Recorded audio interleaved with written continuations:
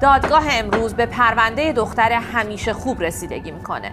اتهامات: همیشه کمک کردن، هیچ وقت حرفی نزدن و مهمتر از همه نادیده گرفتن حال خودش. اصلا مثل بقیه دخترها نیست، همش در خدمت بقیه است و به بقیه کمک میکنه. همیشه اولین نفر بوده که به بقیه کمک میکرده.